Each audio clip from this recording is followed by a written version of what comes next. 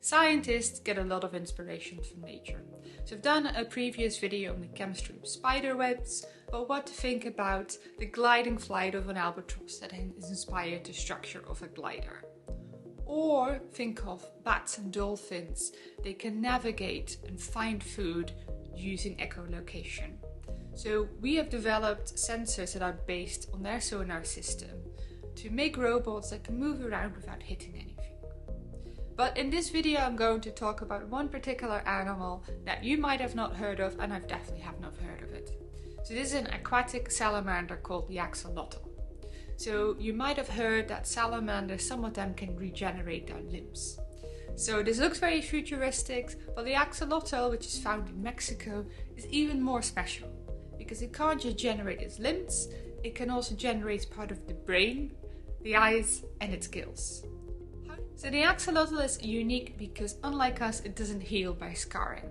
So imagine that if we have like a wound in our skin, you know that a little scar will stay behind. But the axolotl doesn't have that. So what happens in their case?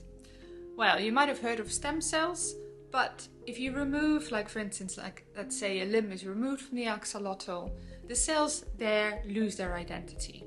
So for instance, they are no longer skin cells. So they are pluripotent cells which can be transformed into whatever the body needs to restore itself. So the full genomic sequence of the axolotl was published in 2018.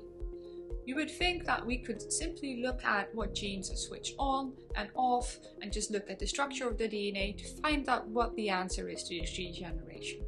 However, it turns out that it's not quite as simple as that.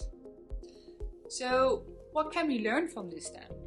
Well, we know that when humans age, that chronic inflammation is associated with rapid aging and frailty. So our immune system, this is the system that we have that responds to foreign invaders and that can produce antibodies, seem to have a very important role in aging. And we also similarly know from the axolotl that unlike what we thought before, their ability to regenerate their limbs is not endless when it happens. So when it happens at the same site, it's diminished, but also that ability to regenerate becomes less with age. Now, when you regenerate the limbs, you need two very different signals. Well, first of all, you need some pro-inflammatory markers, but you also need some anti-inflammatory markers. So if you can understand how that immune system works in the axolotl, then maybe we can also understand how human aging works and see what we can do about it. We have learned two things so far from the axolotl. So we know that they can heal without scarring. So even if we have a paper cut or even like a very shallow wound on your finger, we know that it can take weeks for it to close.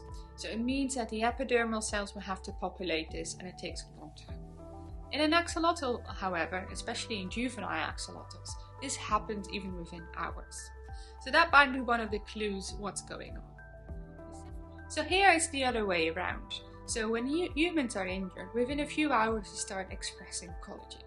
Whereas in an axolotl, interestingly enough, that response is actually delayed, so it takes a lot longer. But there's also a difference in the shape in collagen.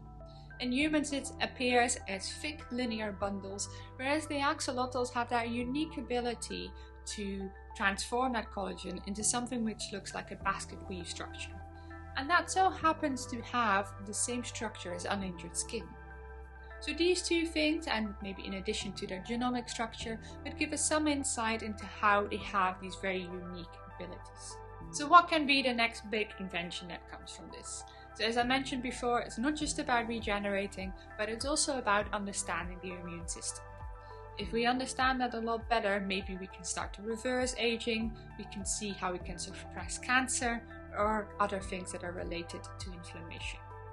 So if you want to learn more about other bio-inspired material, such as for instance me talking about the chemistry of spiders' webs, or whether polymers actually have a memory, then do have a look at this playlist.